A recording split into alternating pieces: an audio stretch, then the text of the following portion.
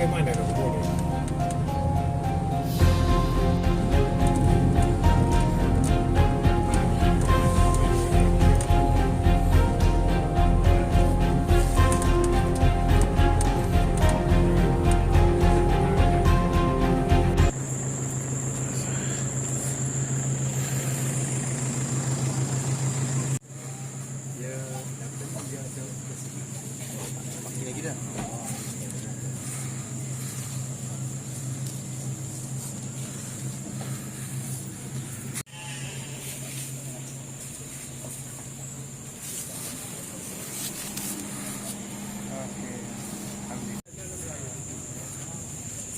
Salam.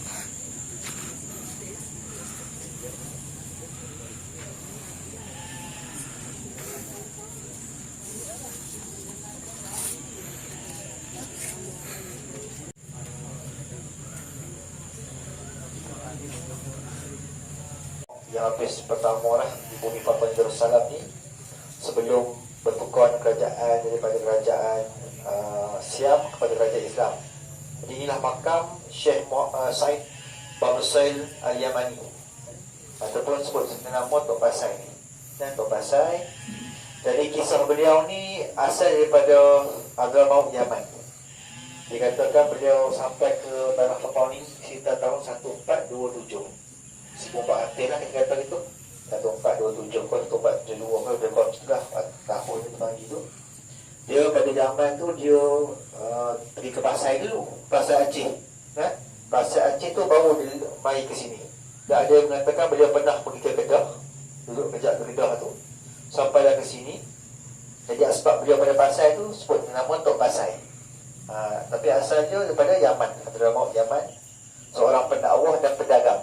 Jadi sebab boleh masuk ke petani ni dua sebab lah. Satu untuk sebarkan Islam, kedua nak bawa barang niaga dia, barang jualan dia, perdagangan dia, untuk dia perkenalkan kepada masyarakat petani kat tu ada sebuah negeri Yaman. Dia pun bagi dia tu juga, walaupun dia seorang pendakwah, ada ilmu agama yang cukup tinggi. Tok Pasai juga seorang doktor ataupun orang yang boleh merawat penyakit. Zaman tu doktor ni kira sangat orang canggih lah kan. Jadi kebetulan pada ketika itu Raja Thailand, Raja Siam pada ketika itu sebelum masuk Islam lah, dia ada penyakit misteri, penyakit kulit, penyakit kulit. Dan akhirnya orang tahu pun Syekh Tok Pasai ni orang boleh berubat. Dia sampai lah pada Sultan, kata ada seorang orang kampung pun sampai dari Yaman, pada Pasai, orang yang boleh mengubat orang. Boleh tak kita cuba panggil dia pergi mengubat? Dia pun pergi ke istana. Dengan ilmu yang dia ada tu, alhamdulillah, penyakit Sultan tu lega, penyakit raja tu lega tu. Dia terus mengajak lah kepada raja ni supaya masuk Islam. Dan raja tu pun dapat hidayah daripada Allah Ta'ala. Dia pun convert, bertukarlah ke Islam, bawa nama Sultan Ismail Shah. Sultan Ismail tu, dia lah mula-mula Islam di Patani Darussalam ni. Macam kita di Kedah tu, Syekh Abdullah Khumairi mengislamkan para Mahawangsa tahun 1136 tu. Di sini 1427 Islam lah Raja Siam tu, petani tu, dengan nama Sultan Ismail. Tu titik je lah, Sultan Muzaffar lah apa, sehinggalah Sultan petani terakhir yang ditamatkan perkhidmatan pada penjajah British dulu kan. Sampai itulah tumbuh titik dia tu sampai ke bawah. Jadi Sultan Tok Pasai ni juga yang memberi nama kepada Papua ni Darussalam. Dulu panggil Patani je. Ada kata dulu panggil Langkah Suka. Tapi dia lah orang yang kata, tuanku ataupun raja, elok tebus nama Papua ni Darussalam, sejahtera kan, negeri yang sejahtera. Jadi terimalah, raja pun terima dengan saranan pada Tok Pasai tu, letak nama Papua ni Darussalam kepada wilayah petani ni. 5 zon lah, Songkla, Satu, Tiwat, semua tu Patani Darussalam dulu ni. Dia lah. Dan kemudian dia juga lah yang merencanakan ataupun mencadangkan kepada Sultan Ismail buat masjid Kisik, yang masjid legenda tu lah, masjid yang yang masuk dalam sejarah petani yang masjid tertua tu kan, dia pakai batu tu. Dia dah mencadangkan untuk buat masjid tu, dan masjid tu siap zaman Syekh Safiuddin Al-Abbasi, seorang ulama yang kedua pula. Mana kata ini lapis pertama, mungkin dia sempat sebab berjumpa dengan Syekh Safiuddin Abbas tu tak tahu. Tapi lapis kedua tu Syekh Safiuddin Abbas tu, zaman dia masjid tu siap. Tapi dia lah yang bagi cadangan. Macam kita lah di Idrisiah kan, Madrasah Idrisiah tu yang pencadangan nak buat tu Ustaz Idris Kecandan Al-Azhar. Tapi dia tak sempat, dia meninggal, anak dia sambung. Sebab tu dia bernama Idrisiah. Tapi yang merencanakan untuk buat tu Ustaz Idris. Siap dengan Ustaz Iskandar. Rupalah macam ni. Merencanakan dia siap dengan Syekh Safiuddin Abbas. Pertama, bila kita dapatkan para awliya ni, dia ada dimensi fiqh, ada dimensi rohani. Pada dimensi fiqh macam yang kita buat tadilah, macam Ustaz Yusof bimbing kita tadi waktu kita dekat makam Tok Padang Ru tu kan. Macam tu kita baca qasidah tu. Kalau seorang baca pun tak apa, kita wakilkan, kemudian kita Fatihah ramai-ramai itu selesai, kemudian doa seperti biasa. Satu lagi dalam, nak terus ke nak tunggu Azan? Terus Okey, jadi satu lagi dalam dimensi kerohanian. Dalam dimensi rohani, para masyayikh kita mengajarkan kepada kita bahawa para wali itu hidup di sisi Allah Subhanahu Wa Taala. Rohaninya diberkati dan dalam limpahan cahaya Nabi SAW.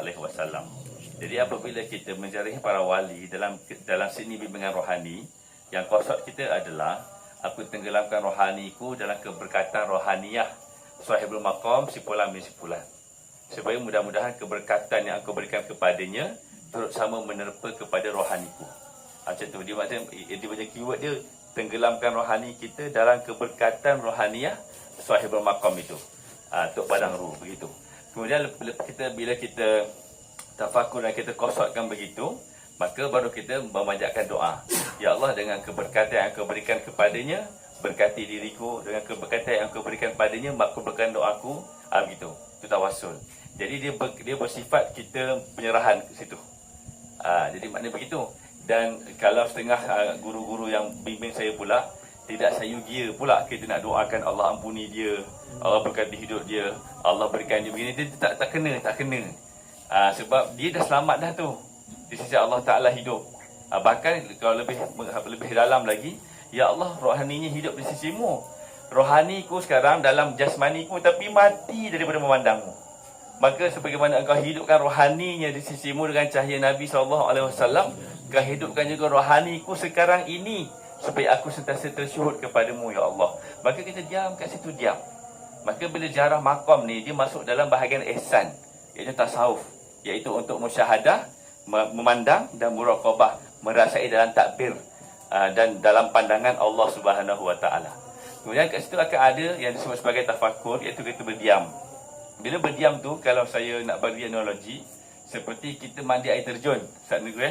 Air terjun, kita mandi terjun, kita tak sembang-sembang kan. Air terjun dalam atas tu, kita diam gitu kan. Itu kita menikmati kenikmatan jasmani. Sekarang ni ibarat begitulah ilustrasinya bila kita jarah makam para awliya, terutama yang masyhur seumpama yang kita jarah ini. Tapi itu dalam dimensi rohani. Maka kita biarkan rohani kita dalam siraman air terjun Nur. Nur Muhammadi tu. Maka diam kat situ. Kemudian kita kosotkan dalam hati kita ni, suami kita sama, isteri kita sama, anak-anak kita sama, menantu kita sama. Macam tu. Kalau benar dalam limpahan nur itu, tak puas hati kat menantu, settle. Tak puas hati kat menantu, pandang kat sini pula. Sini pertama. Okey. Mana kalau tak puas hati kat menantu, settle. Hal rumah tangga, settle. Hal maknanya kekeluargaan, settle. Kalau betul-betul limpahan nur tu berlaku. Sebab nur Nabi ni, dia menghilangkan benci dan dendam. Maka akan berbaki kasih. Ya? Okay, kemudian akhirnya tanda lagi bila nur tu melekat, kita akan pergi kepada ayat wa'lamu anna fikum Rasulullah. Ketahuilah bahawa dalam dirimu ada cahaya Nabi SAW, ada kasih Nabi SAW. Maka membuatkan bila kita berinteraksi dengan mana-mana umat Nabi SAW dengan cahaya itu, kita memandang cahaya Nabi pada orang itu dengan cahaya Nabi dalam diri kita, yang kita ambil sedikit daripada apa dia, barakah para wali yang kita ziarah itu. Itu nur ala nur. Maka akhirnya kita akan merasai kita ni sebagai sebuah kekeluargaan rohani yang besar. Nabi SAW adalah ayah rohani kita, dan isi-isi baginda adalah ummahatul mukminin, bonda para orang yang beriman. Itulah sedikit huraian dia. Tapi nanti bila ziarah makam, lepas habis yang selesai bahagian-bahagian yang fiqh zahir itu, bagi masa 5 minit. Jangan lama sangatlah, berkadaran lah. Sebab dia kosot saja. Kalau kita tak faham lah nak buat macam mana, macam ni, macam yang ustaz tu pesan dekat makam untuk pasal, gitulah ya Allah duduk. Itu je. Boleh sadar macam tu. Ini guru kita sebut macam ni. Ini bukan macam kita nak buat sampai bukan. Ini memang begitu pesan ni. Macam tu, duduk kat situ. Okay, mudah-mudahan Allah Ta'ala memberi makbul. Habis. Kemudian gambar. Bila gambar ni, kalau makam tu dia ada macam, ada dia punya, kepuk dia tu, kan, sayugi kita tak masuk tu. Sebab rohani dia hidup di sisi Allah Ta'ala. Kita tak tahu kot dia solat kat Allah Ta'ala, dia senang solat ke senang zikir. Yang masuk dalam tu tak boleh sebenarnya. Kita kena faham mana, kita, kalau macam orang tu hidup senang-senang kita masuk bilik dia kan macam tak kena tu kan. Maka dia jangan macam tu, jangan masuk. Kalau dia kepuk tak boleh nak masuk dalam kepuk. Kalau ni tak apalah, dia tu hidup, dia tak apa elit luar. Macam tu satu. Kemudian kedua, jangan sampai macam kita tengok gambar tu macam tempat pelancongan. Dia sebenarnya kalau kita ziarah makam wali ni, dia adalah tempat pengajian rohani tapi pada dimensi yang tersendiri. Ini penghayatan ni, siapa yang boleh menghayati, bismillah. Siapa yang tak boleh hayati, tak apa, lidah rohani tak tumbuh lagi.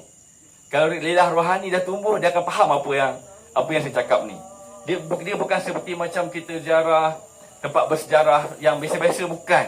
Memang ada nilai sejarah tapi bukan biasa. Dia adalah tempat pengajian tapi dalam alam rohani yang tersendiri. Kita akan faham kalau dibukakan dimensi itu. Tapi tak dibukakan pun tak apa, yang penting kita faham adab dia. Jadi maknanya kita ziarah makam tu tak sembang benda-benda yang lain, tak sembang benda dunia, tak bergerak-gerak kuat-kuat, sebab kita faham dia tu hidup dalam kaedah yang Allah izinkan dia hidup. Kemudian kalau nak tengok gambar, jangan sampai makam tu belakang. Makam tu biar kat depan. Paling-paling kita di samping, di sisi. Kalau kata ni makam, kita di sisi. Begitulah. Betul yang Ustaz Tengku Yusof pun sebut, maknanya kalau kita nak beredar tu, kita undur 3 langkah ke belakang dengan menghadap kan. Macam tu kurang lebih. Tapi ini benda ni tidaklah sampai maknanya buat perlakuan-perlakuan yang extraordinary sehingga orang pun rasa macam agak tertanya-tanya. Bukan, ini benda biasa je. Dia pun cuma dalaman, gitu je lah.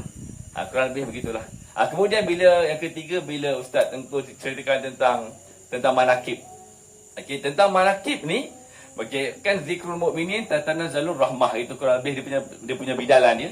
Dekat Turki, Hagia Sophia tu pun ada terpahat kalimah tu. Jadi bila diceritakan manakib tu, kita ada dua. Pada fiqh kita cuba faham hafal apa benda yang berlaku tu. Itu pada fiqh. Pada tasawuf kita menerima kerahmatan Allah Ta'ala. Sebab memang pada menyebut apa sahaja perihalan orang beriman, orang soleh, maka memang asbab untuk turunnya kerahmatan. Maka turun rahmat tu jangan kedua seorang-seorang. Masukkan semua umat Nabi yang lain, terutama yang berkaitan dengan kita, keluarga kita, jiran tangga kita, begitu. Semasa penceritaan itu sedang berlaku. Lepas habis cerita Al-Fatihah, supaya semuanya membuka kepada pintu-pintu kebaikan dan semuanya dengan asbab Nabi Muhammad sallallahu alaihi wasallam. Allahumma salli ala sayyidina Muhammad alladzi jaa bil haqqil mubin wa arsaltahu rahmatan lil alamin wallahu a'lam. Minta maaf lebih kurang. Kalau ada nak tanya nanti kita sambung depan ni. Okey, serah balik pada guru kita Ustaz Tengku Yusof. Bihimmatikum wajatuakum fahabuna wa'afuna atayakum hadayakum. Pak Pasai, seperti yang saya sebut tadi lah. Jadi jasa beliau cukup besar, sebab jasa beliau ni lah Islam dalam petani ni atas dakwah beliau dan daya kepada Allah Ta'ala. Jadi macam kita di Kedah, di Malaysia tu sangat rasa bersyukur dikurniakan Syekh Abdullah Al-Kumairi. Di petani ni sangat bersyukur dikurniakan Syekh Said Pak Pasai Al-Yaman ini. Mudah-mudahan segala jasa bakti beliau, susah penat beliau untuk mengislamkan raja, membuka kampung dan banyak lagi lah jasa-jasa beliau yang sangat-sangat besar. Allah Ta'ala pandang tinggi dan akhirnya menempatkan Syekh Said bersama Rasulullah sallallahu alaihi wasallam dalam syurga selama-lamanya. Marilah sama-sama kita hadiahkan Al-Fatihah dan surah-surah pilihan buat Syekh Said. Mudah-mudahan kita dapat manfaat dunia dan akhirat. Lagu Syekh Said. Ada airnya? Ada. Mana? Ambilkan.